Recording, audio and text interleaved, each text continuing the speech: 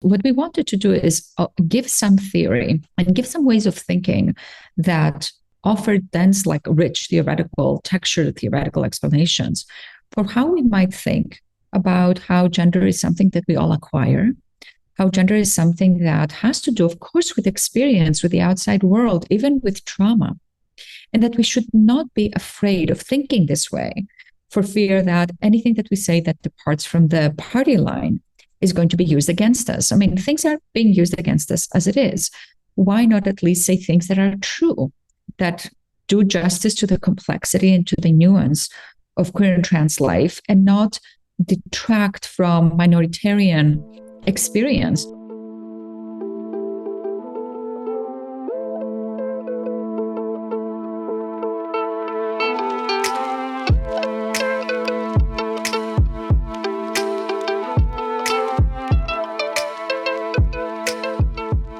Welcome to Unlivable Cultures, a podcast making with and borrowing from anthropology, social theory, and other forms of knowledge for a more livable world. My name is Clayton Gerard, and my pronouns are he, him.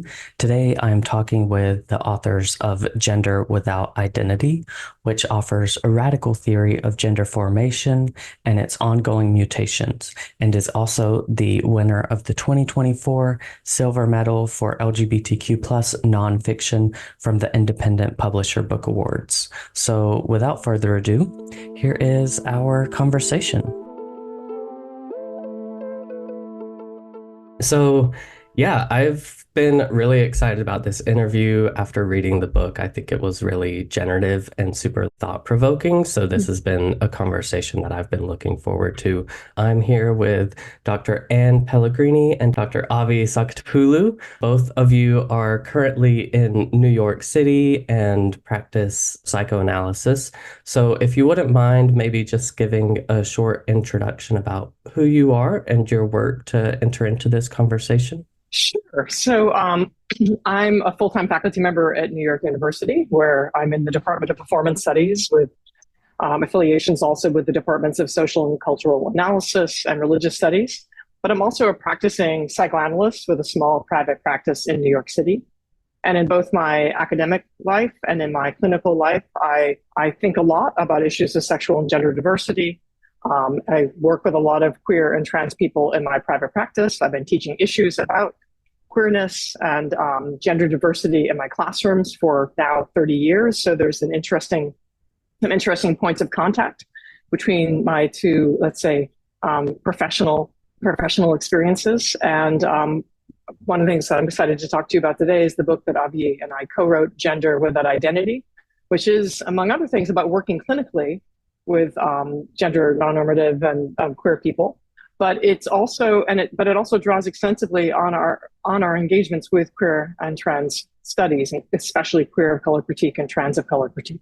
I am Avi Sakatopoulos. I am a clinical psychologist and a clinical psychoanalyst, which means that I practice psychoanalysis as my main kind of like work, and I also do academic work writing about issues of gender and sexuality. I've been in private practice for a while, and I've been working with the trans community, the queer community for a long time, and with trans children and their families for over 20 years.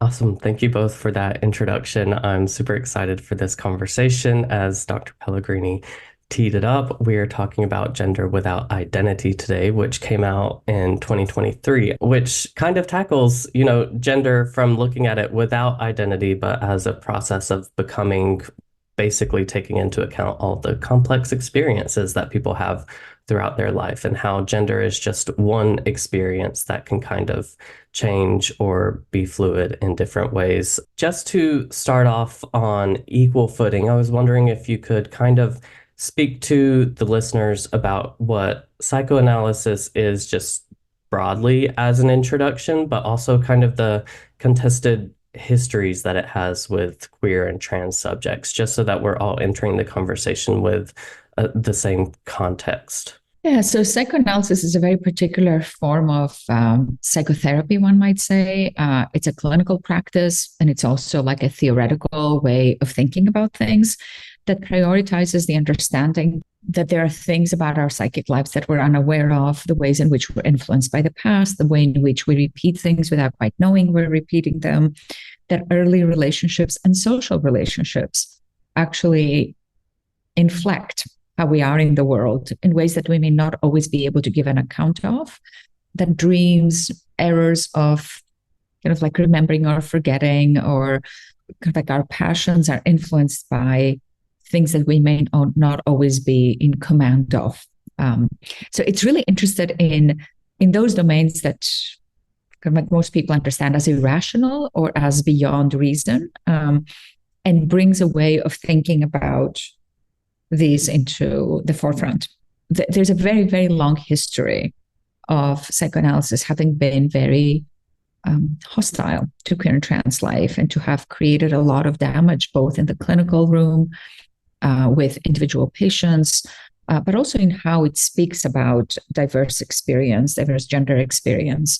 So many of the prejudices that circulate in larger cultures have either their origin in psychoanalytic thinking or have powerful correlates in psychoanalytic thinking. So there's good reason for queer and trans people to be suspicious of psychoanalysis and to be cautious about it, because indeed a lot of damage has been done through our field. Nevertheless, Anne and I are both analysts, but we're also both members of the queer community and have been working with queer and trans people for a very long time, and feel that there are incredible resources that psychoanalysis has, especially if they're twisted through different discourses, through queer of color critique, through trans studies, to bend in a somewhat different direction, to give us ways of thinking that actually we can't find in other domains. I think something that I would add to what Avi just explained is that psychoanalysis as a body of theory also has a lively and ongoing place in the university, where it has entered into, it's become a particular method or form of interpretation within the humanities, in particular nesting itself within literature departments, or being taken up within gender and sexuality studies, for example.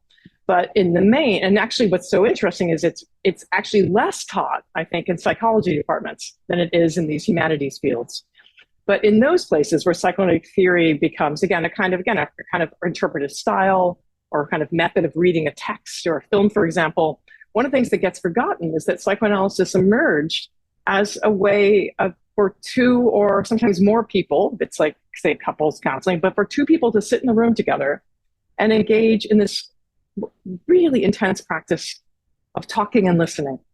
And that something emerges when you have the opportunity to sort of to talk and be listened to so deeply, 1 day a week, 2 days a week, 3 times a week, and sometimes for many years, that one of the things that can happen is that this very process can start to change you. And certainly our experience as clinicians sitting in a room and listening deeply, and also we also say things like the analyst also says things back, right? This has been deeply informative of the ways in which we have come to think about gender, not as an identity, but as an ongoing process of becoming, something that can change certainly over the course of one's lifetime, and that can be affected by experiences we have, including, and I'm sure this is something that we'll get into, including by traumatic experiences. And we couldn't have made the arguments we make on our book if we were not sitting down clinically with people. This would have been a very different, would just been an abstract exercise in what do we want to say now about the social construction of gender. Mm-hmm. Yeah, I really appreciate both of those quick introductions, which I know is a big ask in the first place. So thank you for entertaining that. But yeah, it's been really interesting because, kind of like you mentioned, I was introduced to psychoanalysis when I started reading queer studies works and like different queer theory when I first was in college. And at the same time, I had started seeing a therapist, and I was pretty turned off by psychoanalysis because, on the one hand, I had this therapist who was not very accepting of the things that I was telling him about my experience with sexuality and such. And he was starting to prod those questions about like early childhood and my relationship with my father and like all these different things. which, just to preface, like, I grew up in a very conservative Christian environment, and this was also a Christian therapist, which, like, I don't know how much people know, but like in those circles, there's still a heavy emphasis on these like early ideas of an absent father and overbearing mother kind of turns a child gay, so to speak, saying in scare quotes, but also this idea that it can be reversed and conversion therapy and those different efforts and such. And then at the same time, I was reading these theories and like Judith Butler and Eve Kosofsky Sedgwick, and like I got really turned off by psychoanalysis just generally for years. So now is kind of like over the past couple months, I've just started like hesitantly going back into the literature and trying to find out what's being said. And I really appreciated your book because you do introduce these like broad ideas in very accessible ways, but you're also very generous and gracious about the experiences that different queer and trans folks have possibly likely had with psychiatry, psychology, and also psychoanalysis in these different ways that it's been used to harm people. So that's one thing that I did want to mention that like I did appreciate about this book is how generous you all are in like creating that space where we can engage these ideas and also like helping to develop ideas that are more accessible and also accepting of queer and trans folks and different gender and sexual experiences. I think it says volumes for the damage that psychoanalysis has done, that something that is not transphobic or homophobic is read as generous when that should be actually the bottom line. Like that should be the kind of like the starting point. So like both kind of like in our academic thinking, but also in kind of like queer and trans experience, there's so much feeling that being accepted is something that one might strive for when it's such a minimum standard and an unacceptably low standard. And has actually written about this. I was wondering if you wanted to say something about this, Anne, because you've written about this in other work of yours as well, like the concept of tolerance and kind of like how little it bargains for and how we are led to think about it. So I'm curious if you wanted to jump in on that. Yeah, I mean, I think so often, tolerance, which is promoted as this sort of wonderful ideal of American life, so falls short because tolerance is often extended from the dominant position, the position of the fabled center, the position of someone or some group that already has its full access to civil equality. And then they get to tolerate those who are different from them, but so often on the condition that their difference is minimized, or it's a difference that can be understood through the terms of the dominance. So that, the good gay is the one who wants to get married and sort of couple and partner and produce a family in the terms of a kind of normative heterosexual life, for example. But actually, one of the things I was thinking about as you were talking about that early experience with therapy, Clayton, is like, first of all, I'm so sorry that this was your experience. It's and indeed, I mean, such harm, and this sort of interesting, though interesting is I don't mean in a minimizing way, like we can see like this coming together of particular Christian ideas with some of the most noxious elements, not just of psychoanalysis, but of within psychology as well, right? Just this sort of interaction between a particular kind of conservative Christianity and psychology and psychoanalysis. And of course, not all Christian communities would respond to queerness in the way in which you experienced it. There's much more diversity, as you also know, and there's diversity not just within Christianity, but across religions. So, it's important just to sort of mark that the experience you had isn't necessarily an experience you would have to have at the hands of someone who's a Christian identified therapist. But there is indeed a lot of harm being done by people who are doing this work through the prism of a particular conservative theology or conservative worldview, for example. But something else I wanted to say is that this notion of homosexuality is caused by an absent father and an ever present mother is not a Freudian idea. I mean, it actually emerges later. And Freud himself, and one of the reasons it's so interesting to engage Freud, and especially his early writings about sexuality, and in the 1905 text, Three Essays in the Theory of Sexuality in particular, is you see a Freud who has been immensely useful for queer theory, for example. A Freud who, at least in the first version of that 1905 text, this is before he's conceptualized the notion of an Oedipus complex, but in this first version of the text, he sees no one is having a natural or normal sexuality. All sexuality, he's saying in this early text, is actually in some sense perverse. And by perverse, he doesn't mean that in a moralizing way, but as having no necessary object, no necessary aim, and actually something that can change over a lifetime. As the text goes on, by the time you get to the third essay, he starts to be like, whoa, like starting to constrain his thinking. But it's a much more open and text that puts pressure on normative ideas. And this is someone we could maybe claim as a pink Freud, one who is, and in fact has been, incredibly fruitful for sort of advancing not just queer theory, hence the ways in which you encountered psychoanalysis in your own early readings with queer theory, but someone who can actually offer resources for clinical thinking that actively wants queer and trans people, doesn't just tolerate them or accept them, but actively wants queer and trans people, and actually is capable of seeing the strangeness of all gender, the strangeness of all sexuality. Including cis and straight sexualities, which are often presented to us as if they're natural or naturally occurring, or there's nothing to see here. Part of our book's intervention is to say that indeed, and we are not alone in making this intervention, but it's a very critical ingredient of the arguments we're making, that all gender and all sexuality has a history.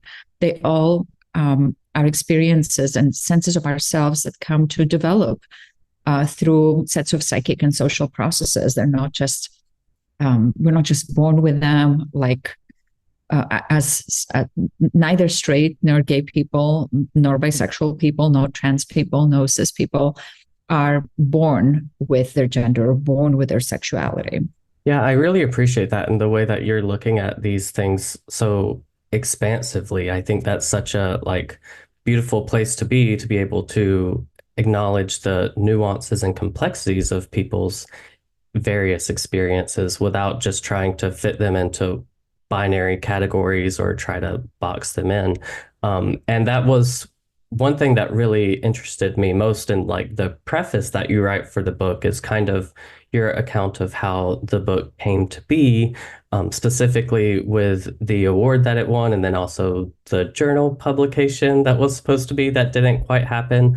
Would you mind speaking to that a little bit and just saying a little bit about how the book came to be in this sense of a lot of these issues that we're speaking to are still very present and very entrenched in the systems that are, scaffolding what psychoanalysis is and whose ideas get to be valued and such? I mean, we have a longer version of this in the book, kind of also reproducing some of the original conversations, or rather the footnotes that I'll refer to in a moment, where that became the pivotal problem for the editors of this piece. But I'll do the short version of it, which is that the International Psychoanalytical Association, very belatedly and after the activism of very devoted activism of a colleague of ours, among other people, Marco Posadas, was able to put together a sex and gender committee. The committee decided to give, the committee was organized to fight institutional homotransphobia in the field, partly as a recognition of the harms that psychoanalysis has done. And it was going to be giving a paper, an award to a paper, to an original research paper every 2 years. It's called the Theorizing Prize. And we applied, we submitted our paper, as did many other colleagues. We won the award. We were very excited. But then as we moved towards publication through a series of events that we probably don't need to go into in great detail here, but are very carefully explained in the book itself, the journal, the International Journal of Psychoanalysis, which was the journal where the paper was going to be published, started kind of like creating some obstacles that are very unusual in the publishing world, and eventually came down to telling us that the paper was too political, that some lines that were explicitly welcoming queer and trans subjects into psychoanalysis, not just as patients, but also as our colleagues and our teachers and our peers and people we learn from, and people who have their own knowledge to contribute, that was taken as being too political. And it became one of the contested parts that eventually made it impossible for us to agree for our paper to be published in their journal, because they wouldn't do so without us removing those parts. So we had to decide how we were going to respond to their refusal to include those acknowledgments in our paper, even as the award was actually architected to address precisely this point. So strikingly, even as psychoanalysis is trying to expand, it runs into the very problem that the award and the committee were put together to combat. So you see kind of like here the repetition of this problem in our field. And I just want to flag something, if I can, to clarify. Our paper was accepted for publication. It was accepted twice. It went through a process of editorial revision, and was accepted twice in this process. So the point at which basically things came to a halt, I've used the word acknowledges, the way that we wanted to acknowledge the contributions of queer and trans people to psychoanalysis, not just as patients, but as our colleagues, as our supervisors, is that we included acknowledgements in the essay. And it's the acknowledgements that suddenly set everything on fire, where the journal's like, wait a minute, you can't use these sentences, they're too political. And just something to just flag for your listeners who may not know this, but acknowledgements are a standard part of academic articles, of academic books, and they are never edited. That the person who wrote them edits them, but the journal never edits them. The press never edits them. They are seen to be something that is not part of the scholarly argument. They're the thank yous that the author, in this instance, the co-authors give to people, and so they're not treated as something that has bearing on whether or not something's going to be published. So it is extremely unusual. In fact, I have never, ever heard of it. And I've co-edited a book series for now more than 25 years.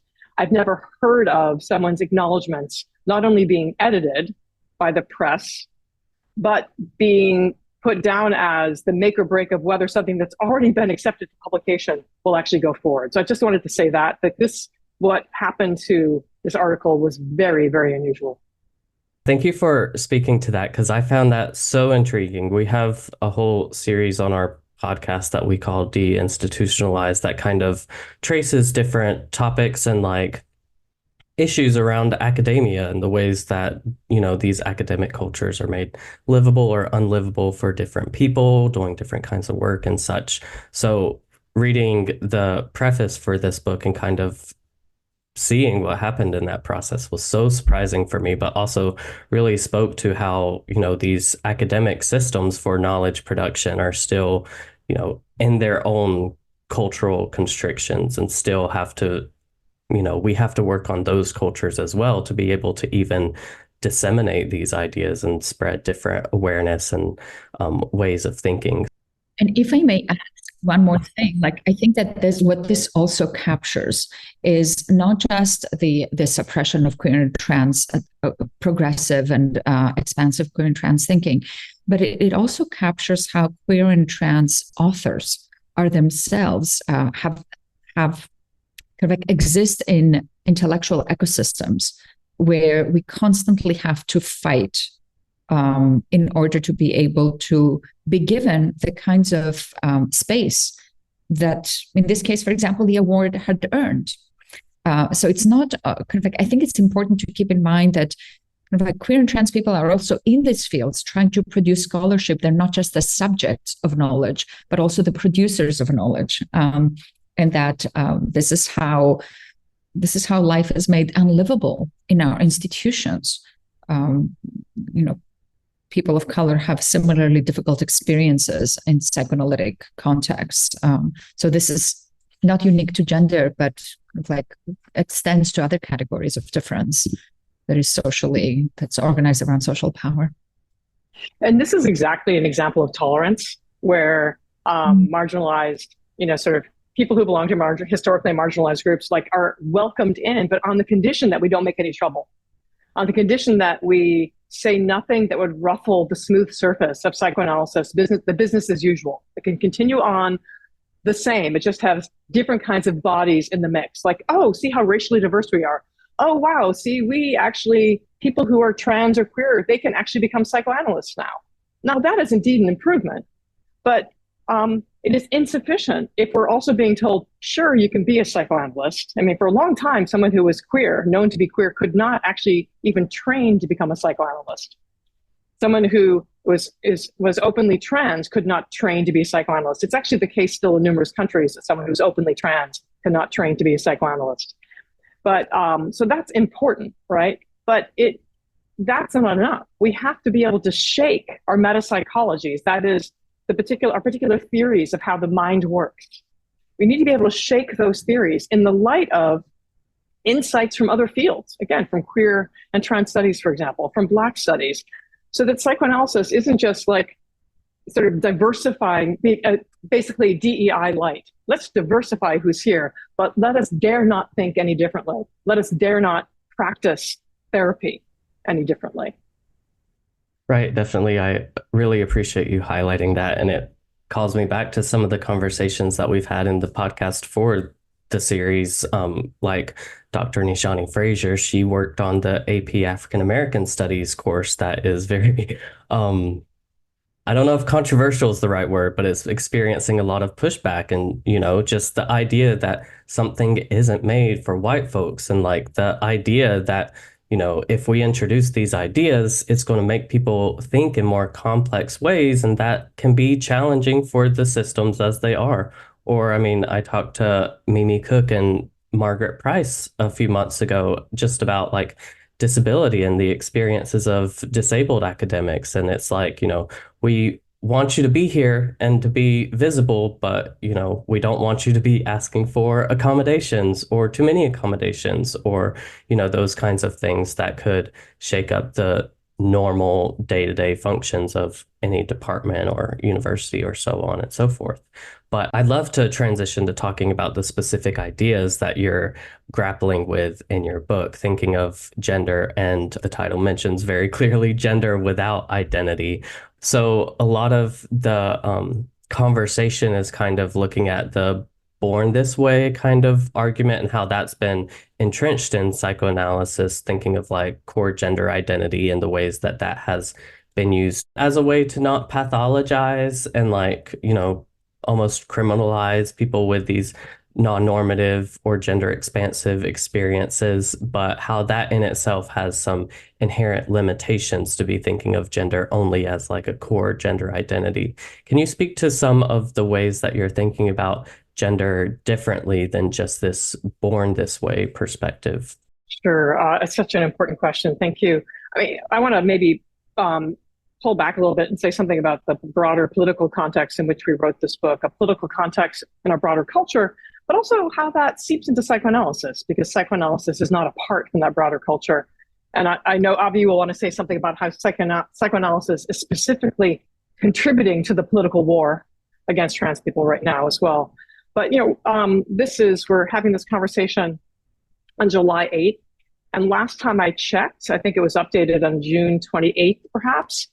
The ACLU is tracking 527 anti-LGBTQ bills that have been introduced into state legislatures this year, 527. That tops last year's figure, which I think ended up being like something like 510 or 515. So this is an extraordinary legislative assault.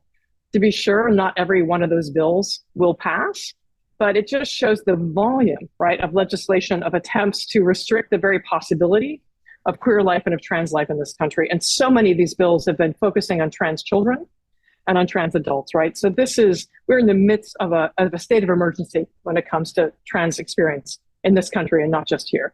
So this is part of the political backdrop against which we wrote this book.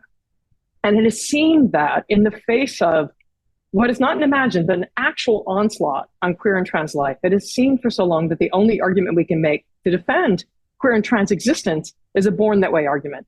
This is the idea that someone is born queer or born trans, just like someone is born straight or born cis, and that there's nothing, therefore, wrong with being queer or trans. It's just who you are. And the born this way argument is in some sense, it's again to protect from pathologization. The idea is it would then protect from discrimination. And we would contrast this with the other side of this is something we've come to call the warped this way approach, the warped this way model of homosexuality, but especially of transness. And this is the idea that if a child thinks, here are the scare quotes around, thinks they're trans, this so go proponents of this warped this way position, that child is mistaken. The child only thinks they're trans. Why? Because something bad has happened to them. Maybe a bad sexual experience, maybe a bad teacher, maybe bad parenting, maybe they went onto a bad internet site, right? Something bad has happened. Basically, trauma has warped their sense of who they really are, which is binary in their gender. And if you can address the trauma that has mistakenly led to the conviction that they're trans, has mistakenly led them to think they're trans, if you address the trauma, you cure the gender. You can restore them to the proper path, which is binary, right?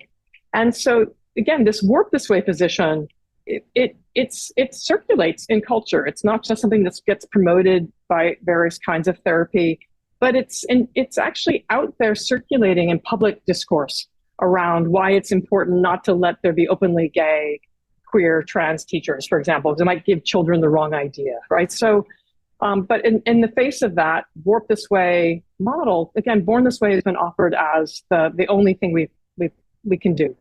And one of the things we want to do in this book is refuse that blackmail. We think the born this way model is clinically naive. We think it makes no sense biologically. And we also think it's ethically short-sighted, because the reason not to discriminate against queer and trans people is not because we were born this way. The reason not to discriminate against queer and trans people is because there's nothing wrong with being queer or trans. Queer and trans people should be protected from discrimination, just like other people should be protected from discrimination. How someone comes to be queer or trans should have nothing to do with whether or not they were given a civil equality, right? And so we just think that that we are playing defense when it comes to these public arguments, and we're not standing up for queer and trans people in the way we need to. We need to, like, our baseline is that there's nothing wrong with being queer or trans, and importantly, there's no wrong way to become queer or trans. We have to stop starting from, basically, sort of from on such a defensive footing. Wholeheartedly agree. I wanted to say that, to me, the question of kind of like whether we were born this way, whether the trans people were born this way, is also a way of trying to situate queerness and transness as something that is immutable. And that has actually created terrible problems for thinking about, because it's not true. It's created terrible problems in thinking about the constant evolution and mutation of gender and sexuality. Now, we know from the perspective of those who are trying to protect the rights of queer and trans people, we know why that argument has been made, because the idea is that if somebody can't help it, if somebody can't, if it's stable, then maybe it's worthy of support. As Anne was saying, that hasn't even worked. But what we wanted to do is give some theory and give some ways of thinking that offer rich theoretical, textured theoretical explanations for how we might think about how gender is something that we all acquire, how gender is something that has to do, of course, with experience, with the outside world, even with trauma, and that we should not be afraid of thinking this way for fear that anything that we say that departs from the party line is going to be used against us. I mean, things are being used against us as it is. Why not at least say things that are true, that do justice to the complexity and to the nuance of queer and trans life, and not detract from minoritarian experience the complexity that is routinely afforded to cis people. So cis people get to have, as Hilma Latino writes about this very well, get to have all the fields and get to have all of the complexity. Why not trans people? And what does it mean when those of us who are interested in preserving the possibility for diverse gender experience, what does it mean when even we sign on to simplistic ideas like the notion of core gender identity, which I should say, actually, for those who are listening to us who don't know, this idea actually has been has not just originated, but really deepened by psychoanalytic work. So you may have never read psychoanalysis, you may not even care about psychoanalysis, but if you're thinking with the concept of core gender identity, that partly comes from psychoanalytic thinking. This idea that there is some deep, authentic core of the self that if you work hard enough, or if you push back against those who are unwilling to recognize it, like you know what it is, and then you do everything you can to support it. This is incredibly not only simplistic, but it also does deep injustice to people whose experiences have not been that they always felt this way about themselves, or for people whose experiences continue to evolve or develop. And we wanted to give theory about that also because psychoanalysts are at the leading edge of transphobic narratives right now and of anti-trans clinical activism. It's important for your audience, especially as you're thinking about institutional life, to understand that right now a lot of the anti-trans sentiment and legislation that is passing has kind of like some connections, some overt and some less overt, with psychoanalysts who are putting together studies, ways of thinking, arguments that are hostile to trans existence. So, for example, SEGM, the Society for Evidence-Based Gender Medicine, which was just designated by the Southern Poverty Law Center as an anti-LGBTQ hate group, is led by a psychoanalyst, Roberto D'Angelo. The concept of rapid onset gender dysphoria, which was proposed, this fictionally problematic, scientifically problematic concept proposed by Lisa Littman, was also very supported. Investigative journalism seems to suggest by the work of Lisa Marciano, who's also a psychoanalyst, David Bell, who was very involved in the closing down of the Tavistock Clinic. He understands himself as a whistleblower in a setting that provided trans-affirming care for youth, is also a psychoanalyst. So psychoanalytic ideas are being used this way all the time, but they're used in this kind of like very flat way. The idea that gender is something you're born with, or understanding gender kind of like diversity as being a defensive response to internalized homophobia. So you see here that even homosexuality and gender complexity are pitted against each other, as if these are not coalitional forces, but actually competitive forces. We see this also with feminism and turfism in the UK right now. So our book offers theory, and what we wanted to do is provide ways of thinking that show that it is possible to have an account, for people to have an account for themselves of how experiences in their lives, their social context, their trauma, their family may in fact have a bearing on how they became cis, or how they became trans, or how they became gay, or how they became straight, without that necessarily meaning that one's experience is invalidated. That's in large part actually what we want to push back against. Yeah, thank you for speaking to that. And it just like really highlights the irony of what you both experienced with the publication, or the attempted publication of your article, when they were like, this is too political, but not acknowledging the political nature of psychoanalysis, like just generally, and how it's been tied up and imbricated in so many different social political issues. I also really appreciate this more expansive ways that you both are thinking of trauma, and the ways that like it itself is involved in how people experience gender and such.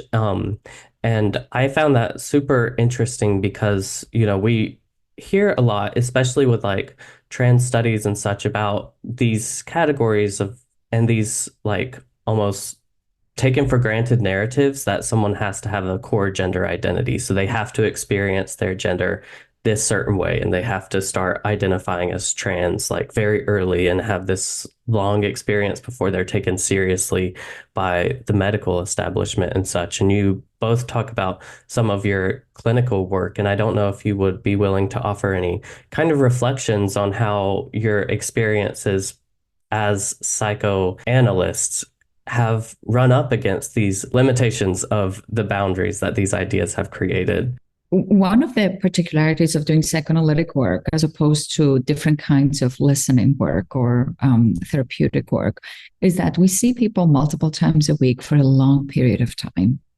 And what this creates is a rather unusual kind of intimacy. It's both a professional relationship, but also forms of trust develop that are kind of unexpected for anybody who has not had that kind of experience, because you're sitting with somebody multiple times a week whose job it is to not just listen to you in a passive way, but to actually be listening very actively and to be helping you think about your life.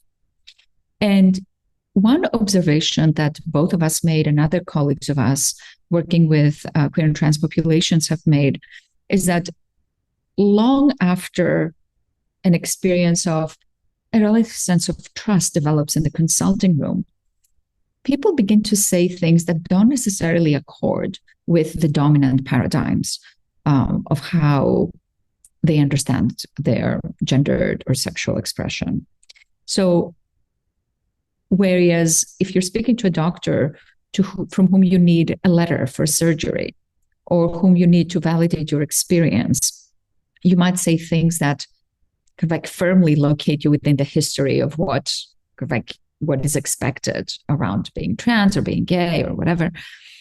In these more personal contexts, people begin to say things like, I know that something shifted around my gender after my sexual assault, or things about how experiences with certain kinds of family relations begin to come up as possible questions like, might that have something to do with my sexuality? Might that have something to do with why I'm straight, why I'm only attracted to this kind of man, or why I'm only attracted to this kind of body, to kind of like to begin to separate a little bit gender from body. And these are questions that historically psychoanalysis has been very much able to entertain vis-a-vis cis people and straight people without that necessarily turning into, oh, maybe you're not straight, maybe you're not cis. There's been a lot of space for these questions, but we see them also coming up with queer and trans patients. And what if we took seriously, and we give a lot of theory in the book for how to do this, is not just a what if, kind of like a superficial what if we took seriously that gender is always allocentric, which is kind of like a complicated word for saying gender always comes from the outside. It's not about this core in the self, but it has to do with what categories are presented to us, how we're told we may or may not think about ourselves, what appeals to us, what speaks to us, what resonates with us, the ways in which we've been violated, the ways in which we've been constricted, the ways in which categories like religion, which is a big focus in our book, and categories like race are actually always already interimplicated with gender. So, for example, a patient who says, what if my gender has something to do with this traumatic experience I had? This has been a verboten connection to make, because historically it's only been made as a way of then saying that the gender that one has is problematic or prohibited or needs to be fixed or needs to be corrected. It is the impact of something that harmed you. But in fact, all gender comes about through this kind of process. And we wanted to draw attention to that. add maybe two things, which is, Avi mentions that we're arguing that there's something allocentric at its foundations. Gender is allocentric. So that the foundation of gender, something that can, for many people, come to feel like a core experience, a core identity even, that foundation comes to us through the outside. We weren't born with it. We weren't born with the architecture that's just going to start to flourish under the right conditions. We are shaped by contact with outside materials. But importantly, they're not just coming into us on a social inscription model. This is not a sociological model of like culture comes in and boom, we're determined by it. Cultural materials are things we draw on. We get parental lessons, all sorts of bodily experiences of how something feels in our skin. These are then things, we do things with these experiences, but we do it not in the sense of a volitional subject who's then sitting down and like etch-a-sketching our gender, like on the basis of this and that, right? That it's a strange, we call it a kind of the strange agency of the unconscious, that we start to assemble ourselves, and ideally what we assemble will come to feel like a good enough match. It will actually come to feel like us, such that many of us can indeed then say, this is who we are. This is, in fact, maybe even who we've been all along. But this is the gender that we come to assemble it achieves a kind of goodness of fit, such that it feels like us, right? And that we would wish for people to have a goodness of fit of their gender or genders as their gender might shift. But the other point I want to make, and this is that we could not have made our argument about trauma as potentially becoming a material, something that happens to us that we do something with, including the complex doing that is gender, or the complex doing that is sexuality. We couldn't have made that argument without work Avi has previously done in her solo book, Sexuality Beyond Consent, where she develops a model, something she calls traumatophilia, which is the idea that trauma has this energy. And this isn't to romanticize trauma, but that trauma isn't something that just stops us or stalls us and blocks us, destroying us. Trauma can shake us and provide this energy that we can then do something with. It can be a resource. And, Avi, I'd love you to say more about this, but you're arguing against, we couldn't have written this book without the work you've already done, but you're writing against a dominant model, not just within psychoanalysis, but popular culture, about trauma as always only damage and damaging. Yeah.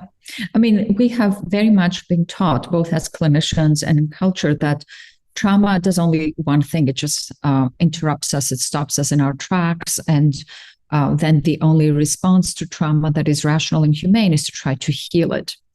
But that starts from a premise that it is possible to be untraumatized, or that it is something that is desired. And I don't mean this to, I don't say this to speak superficially or nonchalantly about trauma. Obviously, we don't want people to be hurt.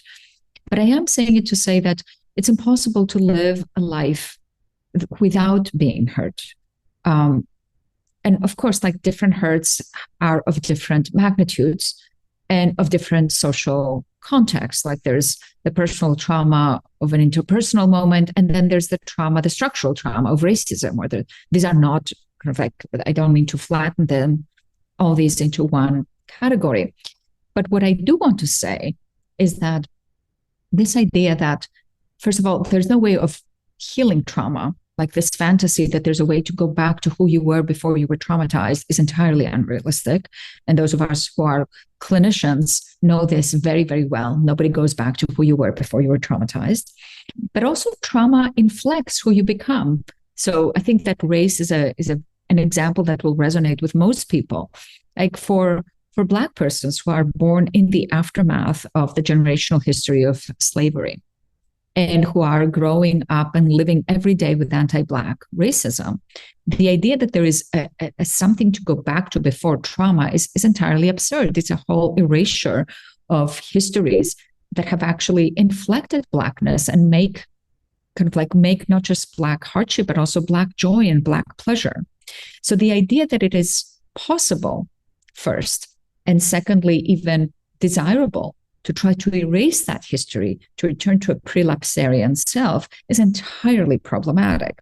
And we see a lot of minoritarian existence in fact, takes trauma and does something with it and creates out of it gendered experience. It creates out of it pleasure. It creates out of it joy. It creates out of it art. It creates out of it modes of engagement with other people that might be surprising to the majoritarian world, but which are very expansive and life-giving to minoritarian subjects.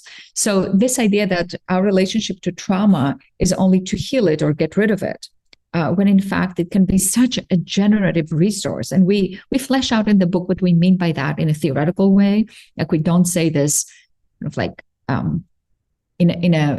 as a passing thought. This is something we've given a lot of reflection to, but we really need to shift our ways of thinking about trauma away from trauma as something that just destroys us and into how trauma then gets folded into the developing sense of ourselves.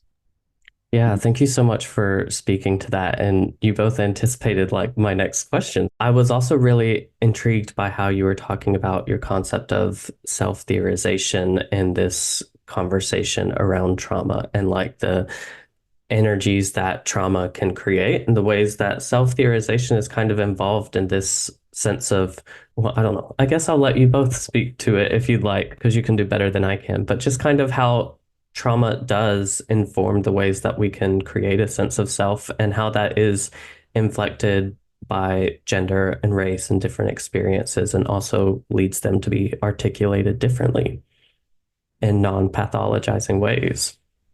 I mean, this is one of the ways in which we find psychoanalysis extremely helpful. And despite all of its minuses that we were talking about earlier, the particular psychoanalysis we're engaged with in this book gives us a way of thinking about trauma as creating the conditions for the psyche to have to be forced to respond, to have to be forced to invent, and to have to be forced to do things that it was not doing before. Now, to somebody who has been traumatized, it may sound problematic to say trauma forces you to invent, because of course nobody wants to be forced that way. You'd much rather not be traumatized. So this is not to say, look, trauma forces you to invent, so we have to abdicate struggles for freedom or struggles for justice or struggle for racial equality. It's not to say that at all. It's to say that in the circumstances where that does happen, and it does, and we're not going to be able to stop it anytime soon, it is also problematic to assume that these kinds of psychic intrusions and interruptions produce only harm. Because what psychic life does is take that trauma and churn out of it new things that also change us. This is why it's so important to think of gender and sexuality and actually all vectors of identity as not having to do with truth or authenticity, as being responsive to conditions that surround us. So on some level, we should not be surprised, kind of like, since the psyche, in order to be able to formulate one's experience of oneself, what we experience as identity. And I want to say here that even as we say there's nothing true or authentic about identity at the core of the self, it doesn't mean that it doesn't feel experientially true, that you might experience yourself as a gay person or as a trans person. There's nothing wrong with that language. We're certainly not trying to ban it, but we are trying to say that that experience is the stronger you feel about who you are, like the more it might be an indication of how your psyche has been able to like pull some things together and clot them into something that feels real to you. Now, over time, as different experiences happen, they may become, that might open up and something else might come about. So it doesn't have to be stable. It doesn't even have to be coherent in the ways we're told. But to go back to your question about trauma, the psyche scavenges materials from the outside world, and trauma is one of those materials. The way we speak about race or sexuality or religion, how we're taught we should be as good people, good Christians, or a good, like, to bring it to another contemporary conversation, to be a good Jewish person, kind of like, and how that might or not connect with Zionism. Like, all of these things have to do with the outside of us, and we take these materials and use them, not in a non-conscious way, in a way that has to do with what Anne was describing as the strange agency of the unconscious. These are combined idiosyncratically and produce experience that then comes to feel like it's yours. Even though it didn't start with you, you didn't get to decide the terms, you didn't get to opt into a religion or a racial group or to be assigned into a particular gender. Like, so much happens that is enabling and opening up possibilities that starts out from conditions of constraint. And this is one of the big points that we wanted to make about trauma, in saying that trauma does not just restrict you, it also gives you the generative resource that can then fuel our own becoming. And to use a slightly different vocabulary, I mean, because we're engaged with queer studies, for example, we could think with Butler, or we could think with Foucault about the constitutive constraint, that there are certain terms that are provided to us by our culture, and not just provided, that already sounds like too welcoming. Like, we are told we must be a gender, and we are in the particular culture we live in this particular historical moment, and it has been, and it still is the case. The idea is that we're going to be one of two possibilities. That's starting to crack open with more possibilities, but we don't get to opt out of gender. We're assigned to a sex at birth. It has been presumed for a long time that gender somehow will basically match the sex assigned at birth. And we could say that this is a particular kind of trauma. Again, we didn't get to choose this. It's demanded of us, a constitutive constraint, right?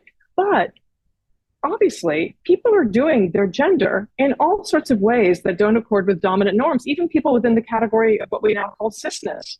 There are all sorts of ways to do femininity atypically for someone who was assigned female at birth, right? So that there is more space there. But the agency emerges after the fact of a set of conditions you didn't get to choose. And that agency is not simply willful. Okay, I've got my pin on from the 1970s, right? A lesbian is the rage of all women. A lesbian is the rage of all women condensed to the point of explosion. Awesome slogan, right? But it's not like you're like I shall be a lesbian. But it's like something's happening that you can't give a full account of, but it starts to feel right, right? And this is, again, this strange, with even queer agency of the unconscious, which sets in motion the possibility of making actual choices in your life, but from what has come to feel like, and maybe we could call it a new foundation. Oh, my foundation as now a queer, my foundation as now, sort of a non-binary trans person, right? That, again, it's really hard. It's hard to find even the right vocabulary to describe this process of becoming, because we're so used to, in this liberal and I'll say now neoliberal environment, thinking of everything as being a matter of volition, of choice, of that fully conscious subject, right? Who's the master of their own fate, right? Who determines the kinds of all sorts of things they do in the world. And that's not the kind of agency we're talking about. We're talking about something that happens that we're not fully passive before, but nor are we in control, right? In the driver's seat, so to speak. Yeah, I appreciate you both speaking to those considerations. And I also wanted to just ask, as one of the final questions, like, thinking of your work as psychoanalysts, working with queer and trans folks, you talk about this binary, I can't remember who you mentioned it's from, but it's like either wild affirmation or wild condemnation. But then you talk about instead taking approach of patient affirmation. And I thought that was such a crucial idea and practice for us to be implementing. And I mean, you talk about it from psychoanalysts, but I say us just in general, of being patient and respectfully curious of people, and not jumping from one dominant paradigm or whatever. But could you reflect a little bit more about that and how the idea of patient affirmation comes about and informs your work? Yeah, I can say something about that because I've seen it also play out in my practice so much. Because usually, in psychoanalytic thinking and in psychoanalytic practice, and in all therapy, really, the question of exploration and of not rushing into things are key concepts. And these are very important because you want people to have the time to think and you want people to be able to explore things. At the same time, these two very ideas, these two very words, even the notion of exploration and the idea of waiting, have also been used to smuggle into clinical practice a more authoritarian approach to thinking about gender, where it is now the analyst who decides whether exploration has been sufficiently done. And if they feel that it has not been sufficiently done, then you are kind of like resisting treatment, or you're closed-minded, or you're rushing into things, therefore you're impatient or impulsive, or all kinds of other pathologies that can be attached to that.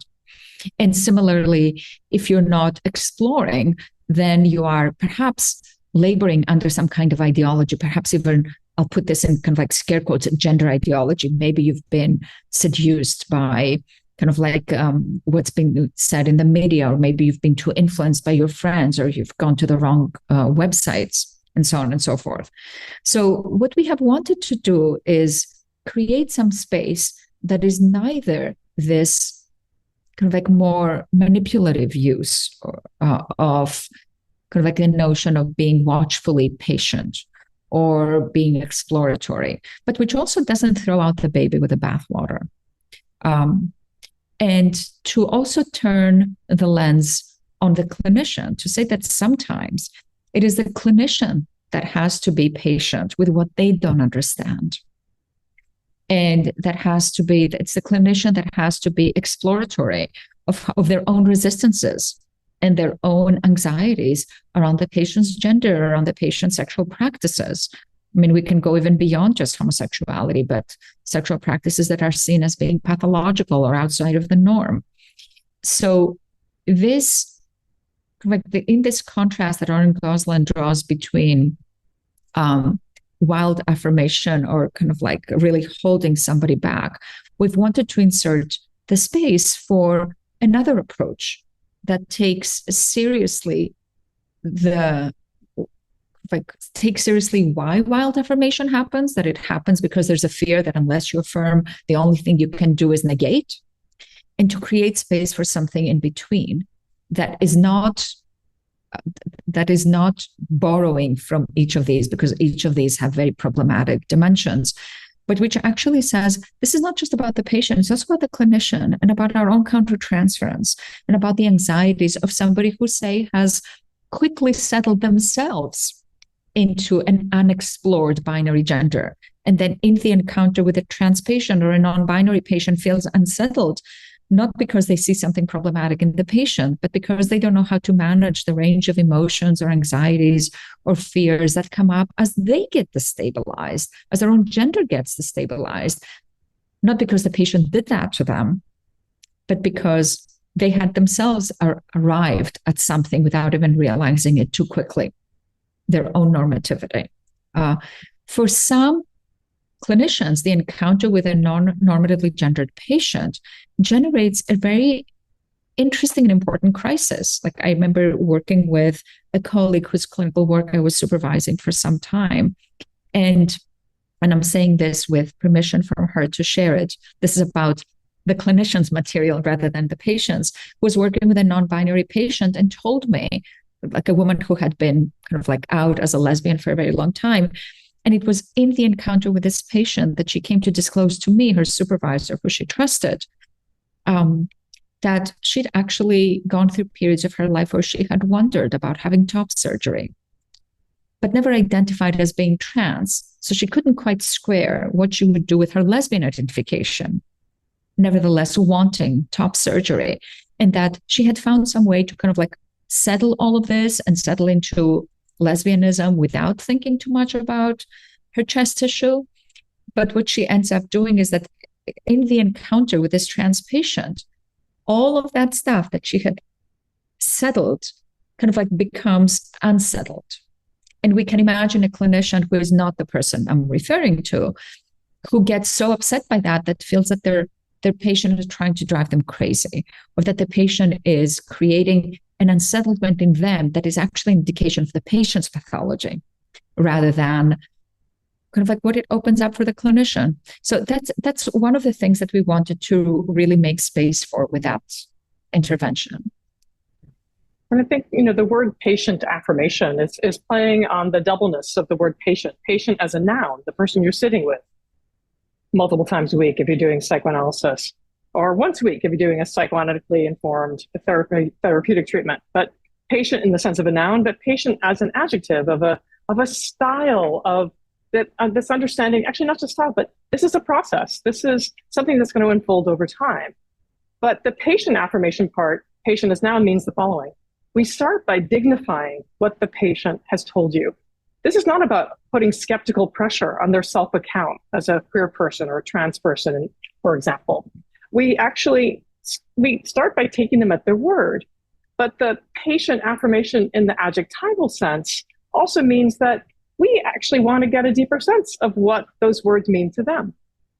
And not because, again, we're applying skeptical pressure, but because something happens as people start to are invited to reflect on themselves in a really serious way that's not being felt as, I doubt you, but it's more like, tell me more about this. What do these words mean to you?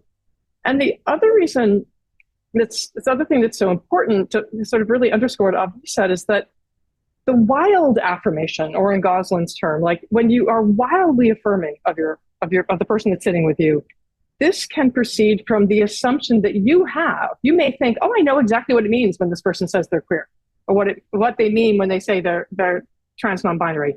You may think you know full well what they mean, such that you don't ask any questions. You're like, oh, we just agree. We're in perfect agreement here. So you're actually foreclosing a space for the person who's sitting with you, the person you're tasked with listening to very deeply and thinking with. You're foreclosing a space for thinking. Because you're just like, oh, you know what this means, I know what this means, project done. What's the purpose of sitting together then? If you're in such absolute agreement, and as if there's no space for anything else to happen. When Anne says kind of like how does this work if you're in absolute agreement? But like the point here is not to contest the patient's narrative, right?